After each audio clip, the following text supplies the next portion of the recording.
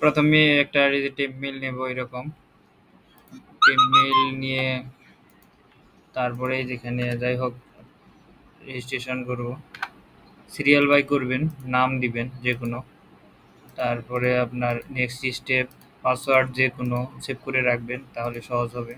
VPN ধরার দরকার নেই। ক্রিয়েট অ্যাকাউন্ট, সরি এখানে দিতে হবে, ইউজার নেম, ক্রিয়েট অ্যাকাউন্ট, আর এখানে এসএমএস জেনে আপনার কম্বোডিয়া মুভিটেল এটা সিলেক্ট করবেন। এই যে অ্যাকাউন্ট হয়ে গেলে এই যে এগুলো স্কিপ দিবেন, স্কিপ সেট আপ। তারপরে যাবেন হলো প্রোফাইলে, মাই প্রোফাইল, এই যে এরকম আসবে ইন্টারফেস।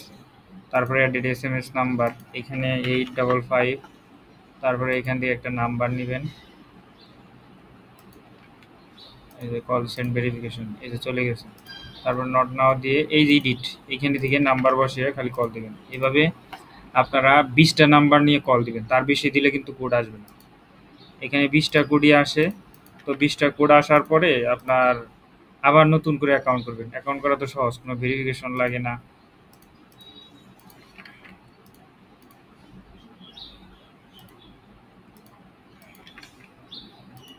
এই যে দেখছেন, এই যে কাজ করতে করতে কয়টা কোড এসে পড়ছে, মানে অটোমেটিকই চলে আসবে।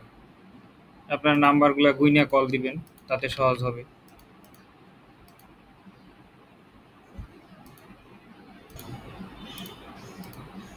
এই যে এরকম করে দিবেন।